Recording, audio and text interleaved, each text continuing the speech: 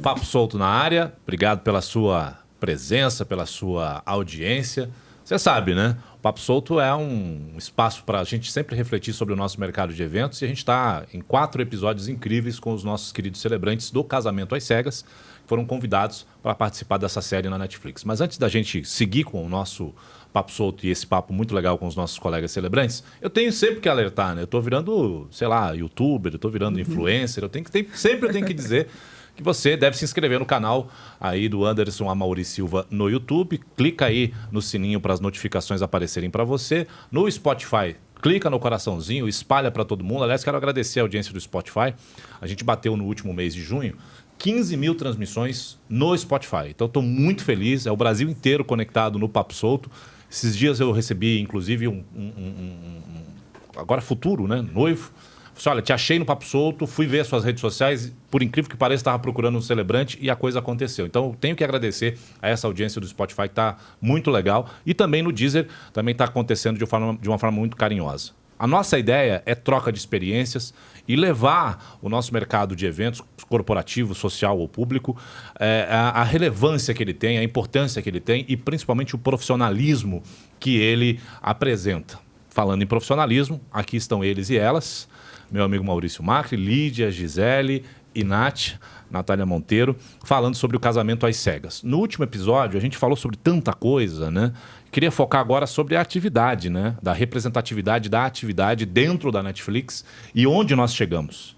Né? Porque lá atrás, quando a gente começou a falar sobre esse assunto, poucas pessoas queriam falar sobre o casamento. Por quê? Pela tradição. Olha, só padre pode fazer, só juiz de paz pode fazer, só líder religioso, pastor ou de qualquer outra religião pode fazer. E quando a gente alertou isso lá em 2015, olha, é um mercado que está abrindo. Muita gente ficou meio pé atrás. E hoje é impressionante o quanto o celebrante ganhou em espaço. Nós tivemos celebrações na Sapucaí, celebrações no Cristo Redentor. No Cristo Redentor, incrível, porque lá no Cristo Redentor só a Igreja Católica pode fazer. E uma celebrante social conseguiu isso de uma forma espetacular. Estivemos em programas, por representações de outros colegas, programas televisivos como Fátima Bernardes, o Teleton, entre tantas outras oportunidades de celebrantes celebrando casamentos em programas como Rodrigo Faro, Eliana e etc, e etc. E agora a Netflix.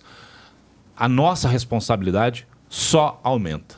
Não é isso, meninos e meninas? Com certeza. Com certeza, Anderson. É algo que a gente precisa ter sempre em mente.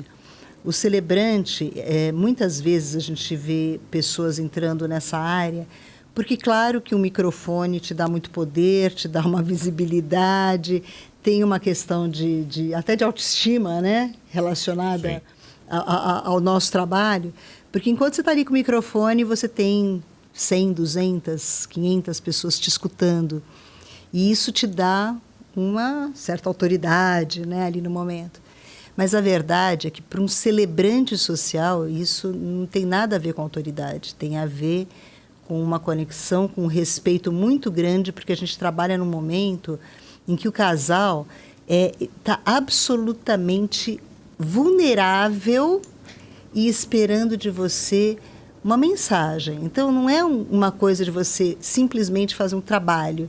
É você realmente se conectar, você respeitar, você ter a responsabilidade, você entender que aquele momento é absolutamente importante. E não tem a regravação, não tem o replay. Uhum. Então, se a gente não tiver essa consciência... Diferente de uma série. Né? Exatamente. Ou de uma edição, né, que você faça, tal. Então, assim, se não tiver essa verdade dentro da gente... o celebrante que não tiver isso dentro, introjetado, ele não consegue ir adiante. Ele vai fazer uma celebração aqui, outra ali e tal, mas o celebrante que vai se destacar no mercado é o celebrante que realmente entende qual é o seu papel. Uhum. E o seu papel não é segurar um microfone o máximo de tempo possível dentro de uma cerimônia. É você fazer do tempo que o casal te permite, te entrega, fazer com que aquele momento seja absolutamente único para aquele casal e para aquelas famílias, para as pessoas, os convidados que estão ali. E isso é algo que você só consegue com muita conexão e com muito respeito. É um trabalho de amor, de acolhimento, mas ele não pode ficar só neste quesito amor e acolhimento. Ele tem que ter a visão estética, profissional, postura, que é uma linha que a gente está brigando para regulamentar, para regularizar, para fazer com que a profissão seja cada vez mais pautada no ponto de vista, sei lá, de um advogado, de um médico, que ele tenha, né, uma liberdade de dizer eu sou, né, eu estou. Né? E aí, quando a gente pensa na Netflix e no Casamento às Cegas, a que ponto você imagina que o celebrante está conseguindo conquistar isso, Maurício? Tendo em vista que você está comigo desde aquela época do primeiro encontro que a gente falava sobre isso. Muita gente falava assim, não, isso aí não vai longe, isso aí não vai acontecer. Eu vou ser otimista, pessimista e realista. Ao mesmo tempo. A atividade ganhou um espaço que eu não imaginava. Tá? Porque eu lembro nos nossos primeiros encontros, era o patinho feio. Era mesmo. Você celebra casamento. Era tipo assim. E aí o jogo virou. Hoje eu brinco que para um ônibus de retirante cheio de celebrante de casamento aqui em São Paulo toda semana, porque todo mundo quer ser celebrante. Virou algo legal. Isso nós ganhamos. Eu acho que estar numa série de TV, passar a ser reconhecido como profissional, né, como celebrante, não mais mestre de cerimônias, isso tudo ganha. Estamos ganhando, estamos conquistando espaço. Mas dentro do mercado de casamento, o celebrante ainda não é visto com esse profissionalismo que nós aqui desejamos, tá? Porque ainda para o mercado de casamento, ainda é o patinho feio, tá? Ainda falo abertamente, o ticket mais baixo. Ainda é aquele que, vamos reagendar o casamento, o último a ser considerado, talvez, se não for a vontade do casal, era o celebrante na época dos reagendamentos. Sendo a vontade do casal, ok. Não sendo a vontade do casal, é porque é um profissional que está entre tantos e que ainda precisa ser visto como profissional. A responsabilidade é nossa, mas também existe um amadorismo muito grande. Então, a gente não consegue ganhar relevância para o mercado de profissionais de casamento do jeito que eu gostaria que fosse, porque ainda tem muita gente amadora que vai lá e faz de qualquer jeito. Então, imagina quem não conhece um celebrante ou uma celebrante, vê uma pessoa agindo de forma totalmente amadora ali e fala assim, pô, cara, não é legal. Não é bom. Então, ainda falta. Muito legal e é importantíssimo, é passo sendo dado, é conquista sendo, né, redundante, mas é conquista sendo conquistada, mas ainda falta falta com que o mercado e as pessoas enxerguem o verdadeiro profissional de celebração de casamento. Isso ainda está precisando bastante. Gisele, talvez aqui de todos nós você seja a que está há menos tempo no mercado, né? Sim. Como é que você enxerga isso? Então, tendo já em vista o próprio reconhecimento, né? Porque estar numa série só reconhece quem você é, o seu trabalho.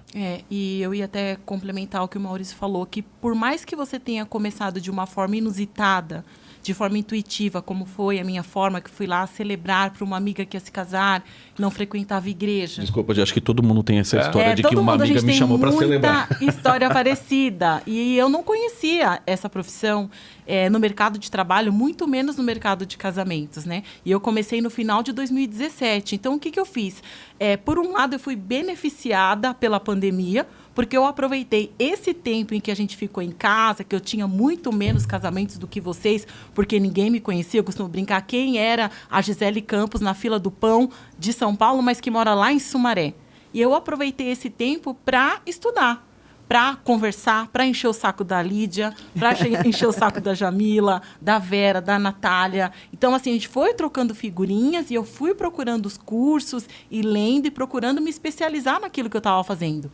Porque por mais que o casal veja os seus vídeos, leia as suas avaliações, você fez a celebração para o João e para a Maria. Você não fez a celebração para eles. Então, eles estão confiando o primeiro dia mais importante da vida deles a você. Então, você pode ter feito muito bem aquele casamento, mas se você não está preparado, se você não conseguiu entender a essência e captar o que eles têm de melhor, você vai chegar lá e vai falar um casamento, um texto totalmente aleatório. E não tem coisa mais gostosa do que você estar falando e olhar nos olhos do casal e ver um olhar para o outro e sorrir. E olhar para um convidado e ver eles dando risada e ver eles chorando. Falando no final da cerimônia com a gente. Gente, é muito bom. Essa liberdade que o mercado social oferece para qualquer pessoa, é difícil de compreender onde colocar o profissionalismo. E talvez esse amadorismo, ele se explique aí, Nath, o que você pensa a respeito disso? Porque há uma liberdade gigantesca, a pessoa pode chegar ali e fazer o que quiser. Mas é um lugar perigoso, assim. Eu concordo plenamente com o que cada um de vocês falou e eu posso pegar até um pouco de cada fala. Quando a gente fala de Netflix, a gente atende um nível nacional, até mais, né? Enfim. Eu conversei com um casal ontem que eles fizeram uma reunião comigo para me conhecer. Eles moram na Irlanda e a conta da Netflix deles não é do Brasil, é da Irlanda e o Casamento às Cegas do Brasil tá lá. Olha só, então, retificando, é nível internacional, mundial, Sim. né? Então é uma responsabilidade muito grande. Acredito que para cada um o destino preparou esse primeiro amigo, mas se a gente ficar nesse lugar também, né, Anderson, de eu falo bem, eu escrevo bem e, enfim, então vou fazer aqui porque o pessoal acha que o celebrante é só ir lá e fazer a celebração. Não. Gente, é um tempo que a gente investe com os casais, com reuniões, com texto criativo e a gente precisa se especializar. Ainda que há boa vontade de muitas pessoas que querem adentrar nesse universo, porque, inclusive, depois da aparição na Netflix, tem muita gente me perguntando e me pedindo ajuda que quer ser um celebrante. Tem muitas mensagens também assim. E eu acho isso super válido, super importante. Mas é importante enfatizar que, primeiro, tem que ter um propósito naquilo que você faz. A gente não trabalha com qualquer serviço em que você pode errar. Putz, errei aqui uma conta na planilha. Não. Nós trabalhamos com sonhos. Isso é de uma responsabilidade tão grande, porque é um único dia na vida de cada casal que a gente não tem a chance de voltar atrás. Então, por isso que tem que ter a conexão, por isso que tem que ter o profissionalismo, como a Gisele mesma comentou, né? Num tempo que eu estava ali, eu fui buscar, eu também, na pandemia, eu estudei muito, mesmo após ter feito muitos casamentos. E como o Maurício disse também, que é a invisibilidade que dá para essa função tão importante. Porque, afinal de contas, Anderson, muito se fala de assessoria, inclusive confundem, né? A gente Sim. pode depois entrar nisso, de cerimonialista com celebrante.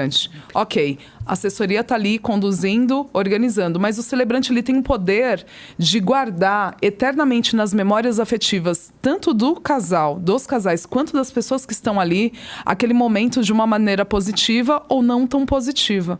Isso... Só tem dois caminhos, o bom ou o ruim. Exatamente. Então, é importante a gente enfatizar aqui nesse papo solto da importância desse papo, da importância de trazer esse tema e até da questão da Netflix, do Casamento às Cegas, agora na 3ª temporada, ter corrigido ali a maneira como nós somos... A nomenclatura que é celebrante social. Aliás, isso tem muito a ver com o trabalho profissional que nós estamos fazendo pautado para a classe. E que é muito importante. Porque a gente tem que dizer, a autoridade está na gente, está lá nas nossas redes, como que a gente se posiciona. Para desmistificar essa coisa do celebrante cerimonialista, a gente tem que falar. Se a gente não falar, vão continuar chamando a gente do jeito que eles querem. E não é preciosismo. Não é. É uma função, é uma atividade que está sendo desenvolvida ali, como qualquer atividade, né? Outro dia, uma assessora, uma cerimonialista, achou ruim que a pessoa confundiu. Falou assim, não, eu sou cerimonialista.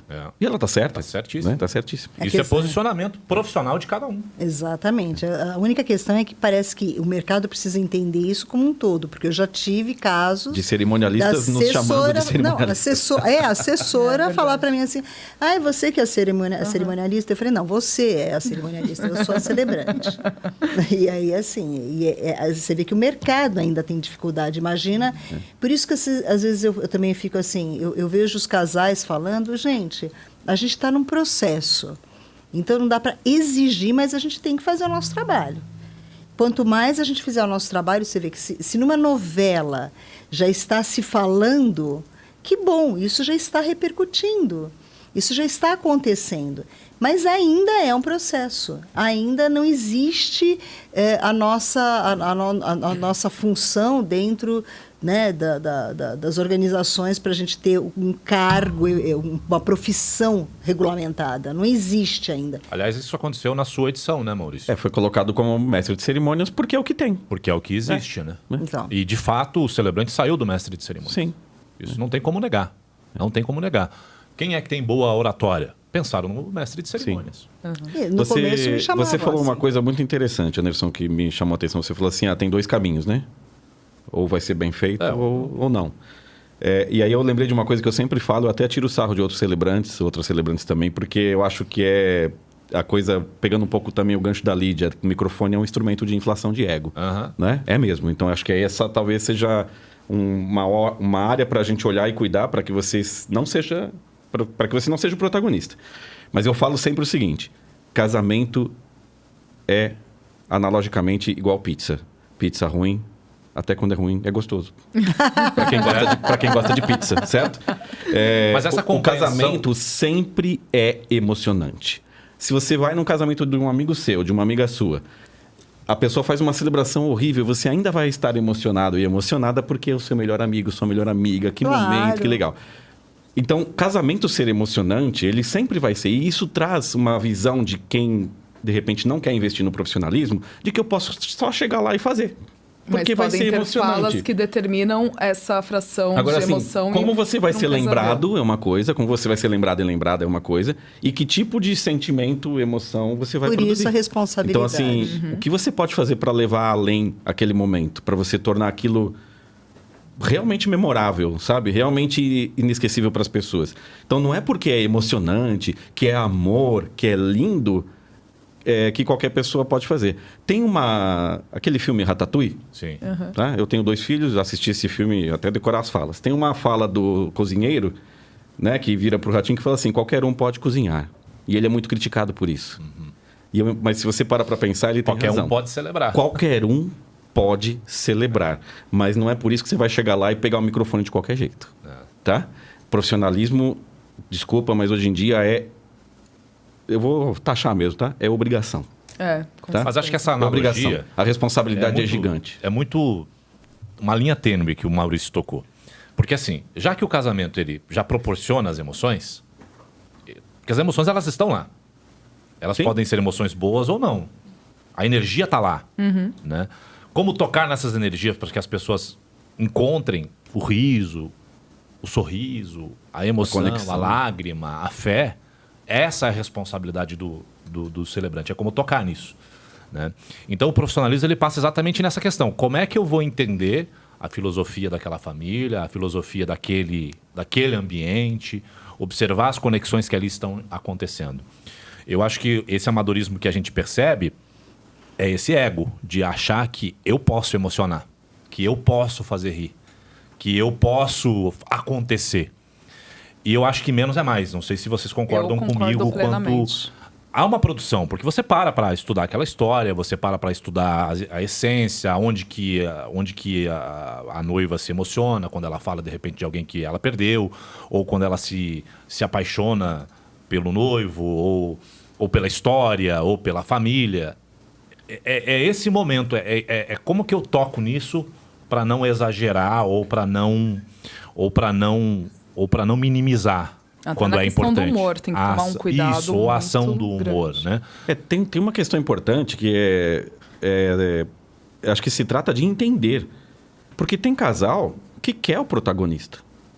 Certo? Sim. Tem casal que quer essa figura. Sim. Que é protagonista, que tem, de repente, que transmite autoridade.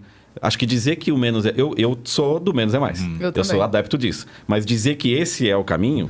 Não. Seria meio... Não, é legal comentar. Seria um pouco, assim, arriscado. Porque tem casal que gosta do protagonista, do stand-up, do cara que aparece, da menina que aparece, da celebrante que aparece, que é autoridade, que é descolada. E tá tudo certo. Mas e quando a questão é entender e não achar que a sua fórmula é única. Isso, quando a gente coloca como profissional, o posicionamento é esse posicionamento profissional de como você é como profissional e como celebrante que você tem que jogar pro mercado. E não só nas palavras, né, Anderson? Tem uma coisa que eu fiz no casamento às cegas que eu não faria jamais em celebração nenhuma, que é ficar na hora do beijo. Mas porque a produção fala pra gente ficar ali. Tanto que no primeiro casamento que eu gravo, eu saio. Mas aí eles pedem pra você ficar. Na hora do beijo é um momento, por exemplo, que eu saio de cena. Na hora dos votos eu saio de cena, porque eu sei que dá importância para aquele casal Eu, Natália, trabalho dessa forma. Ter aquela foto daquele momento único ali, entre eles. E então não é só também no âmbito das emoções o que a gente vai levar. Eu sempre costumo dizer que, se for para resumir o meu trabalho em uma palavra, é autenticidade, porque cada casal é muito diferente um do outro. Sim. E se for para resumir o casamento, eu acho que vocês vão de concordar, é energia, né? Porque é uma energia, assim, absurda, como o Maurício falou. A galera já chega emocionada. Mas é muito arriscado quando essas pessoas só querem lá fazer, sei lá, pegar um texto decorado da internet, um poema. Achar que o seu jeito é o único jeito. Ou assiste a cerimônia do Maurício na internet, reescreve e vai fazer. Porque isso, e essa questão da autoridade, né, que eu sempre digo assim, você pode fazer o papel que for, que seja o stand-up, que seja a coisa mais religiosa, que seja menos religiosa, que tenha ritual, que não tenha ritual, desde que seja em conexão com o casal. Porque o que acontece, o que a mim incomoda é quando o celebrante, ele toma esse papel para ele. Ele toma esse papel e diz assim, não, A cerimônia é minha. A cerimônia é minha, eu sou a autoridade máxima e aqui quem manda sou eu. E assim, a gente não faz nada sozinho. A cerimônia não é só nossa. Então tem o fotógrafo aqui do lado, tem o cinegrafista, tem o casal, tem a família do casal, tem a assessoria que precisa que a gente esteja em sintonia com eles. Então, não é uma autoridade máxima até que ponto? Eu posso então falar o que eu quiser? Não, eu não posso falar o que eu quiser. Eu não posso fazer uma piadinha sem graça.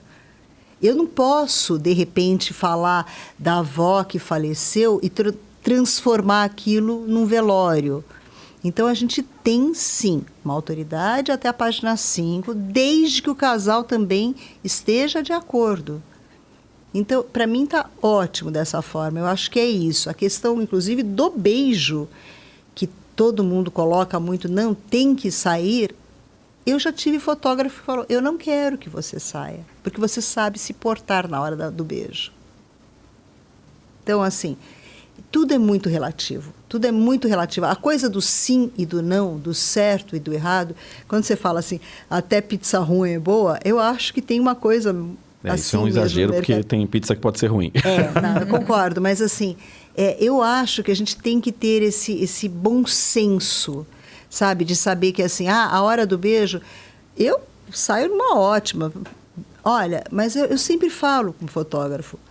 E tem horas que eu tô tão envolvida ali com o casal que eu peço o beijo e fico ali meio que de tiete do casal. E aí o fotógrafo faz assim para mim, eu falo, desculpa. E aí eu saio, entendeu? E não é porque eu quero sair na foto, é porque a gente está envolvido.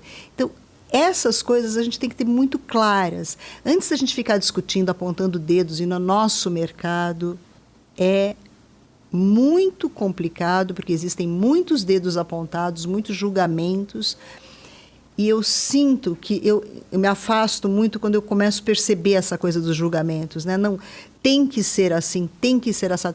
Existe casal que adora stand-up, a gente já sabe disso, a gente já viu vídeos onde o casal contratou uma pessoa de stand-up, a gente tem um mágico que faz casamentos. Que bom que existe essa diversidade. Verdade. Que bom que existe o celebrante que faz de um jeito e o outro que faz de outro, porque assim o casal pode escolher melhor. Essa diversidade é rica, é gigantesca no Brasil inteiro. Se a gente for falar então das regiões, então muda pra caramba. Pois é. Se a gente for jogar lá pro Nordeste, pro Norte do então Brasil... Então tá errado, tá certo? Os celebrantes lá são religiosos. Pronto. Porque lá é assim, ainda estamos desbravando essa novidade de ser divertida, essa novidade de ser diferente. Né? Eu concordo plenamente com essa visão de que tem perfil para todos os casais. Acho que isso é uma linha muito legal.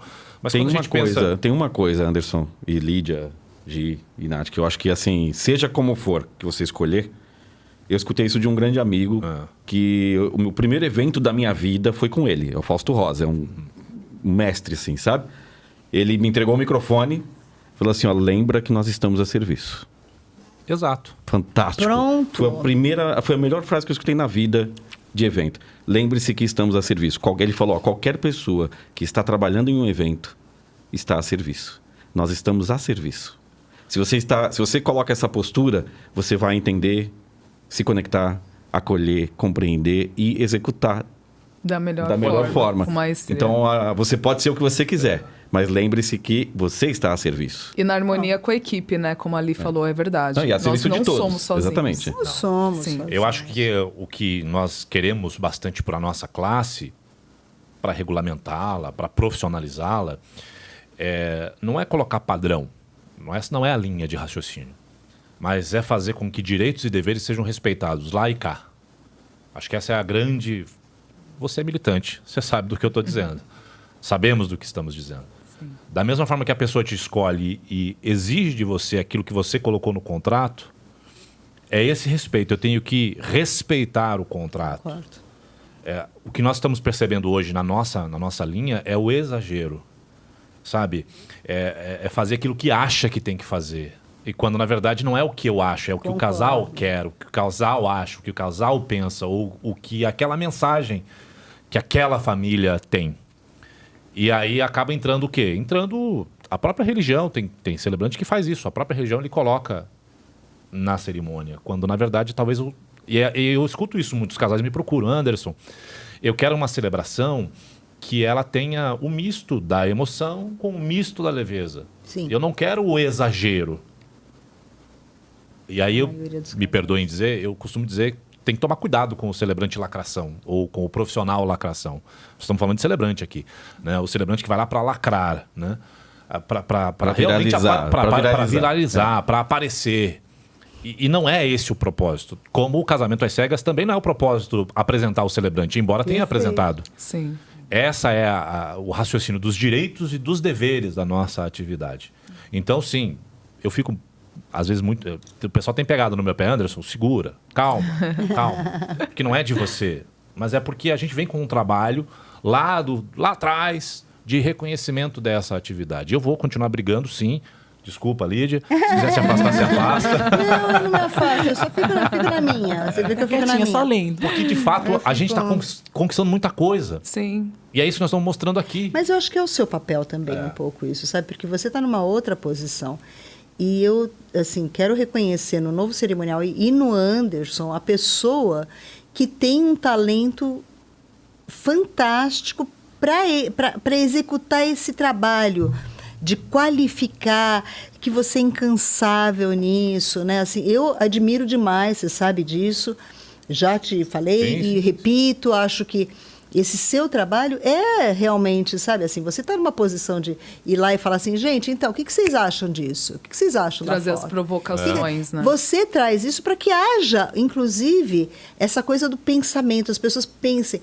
O que eu não gosto não é que você faça as perguntas, o que me incomoda é quando as pessoas começam a dizer assim, isso não está certo. Tem que ser assim. Tem que ser assim. sabe assim, Se não for, não errado. existe na nossa área isso, sabe, assim... Eu sempre digo, né?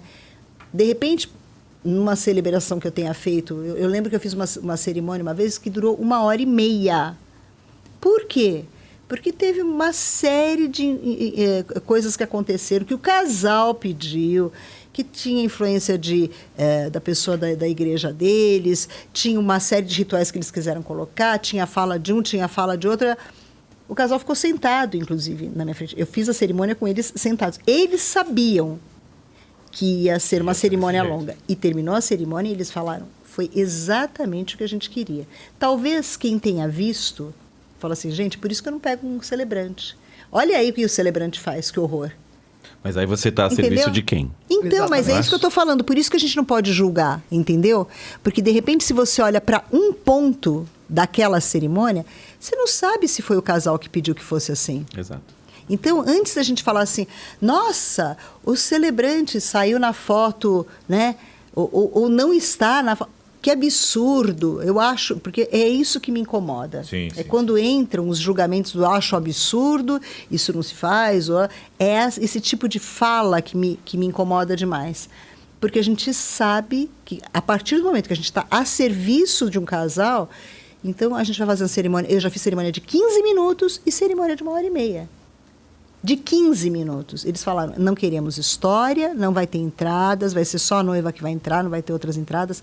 Não queremos... A gente quer entrar, fazer, não vai ter troca de votos. Ok. Então, assim, o que você vai fazer? Eu fiz a cerimônia de 15 minutos e a outra de 1h30. Quem olha para uma e quem olha para outra fala assim, nossa, essa celebrante, a gente contrata ela para falar 15 minutos. Ah, não, eu não vou contratar um celebrante que fala 1h30. Mas não é esse o meu papel. Para cada caso é um caso. Né? Entendeu? E normalmente eu faço a cerimônia de 40 minutos, 30, 40 minutos. Dentro desses direitos e deveres do profissional, dizer sim e dizer não, tem que estar lá. Sim. Se for o caso, sim. Eu vou ser muito honesta, Anderson. Eu já não tive... Eu tenho um processo de fazer... Quando me procuram, eu faço uma videochamada. Porque aquele ditado, vê se o santo bate. E aí eu tenho uma questão comigo que se eu não me conecto, eu não vou ter tesão para escrever para aquela pessoa, para aquele casal e etc e tal. Eu já tive situações de dizer um não... para não depois levar uma celebração que não seja não é só um contrato, tão verdadeira. Para mim não é só um contrato. Eu honestamente trabalho dessa forma, né? Falando aí do sim, entre sim e não. Eu, Nath, acho que primeiro eu tenho que encontrar a verdade. E é muito louco, porque lá, por exemplo, no Casamento às Cegas, eu encontrei verdade ali enquanto eu conversava com os casais nos 5 minutos antes, independente do que venha acontecer depois. Mas ali naquele momento, uau! Show. Porque é isso que me dá o up pra... e aí eu acho que o que você falou tem total razão, Li. Cada caso é um caso, cada casal é de um jeito, pede uma coisa. E como o Mal falou, estamos ali a serviço, não é mesmo? Então, assim... mas é importante que a gente também siga algo que não seja contra o que a gente acredita. Se posicione, né? Exatamente. Se você não vai se sentir bem fazendo aquilo que o casal quer que você dependendo. Queira, você tem total liberdade de falar, olha, não gosto de trabalhar assim, não é do meu feitio, não tem a ver com os meus princípios, com os meus valores. Sim, sim. Então, eu acho que também a gente pode ter essa liberdade, não só dos casais dizer sim ou não para nós, mas também da gente... Exatamente. Para fechar, Maurício? É de sua livre e espontânea vontade receber esse casal. Tem que se posicionar e não tem certo ou errado. Você tem que saber quem você é. Isso. Muito bem. Perfeito. Bom, a gente fecha o nosso segundo episódio com os celebrantes do Casamento às Cegas. Semana que vem a gente está de volta com essa turma e a conversa não para. São muitas reflexões. Segue a gente aí no YouTube, no Spotify e no Deezer. Até lá.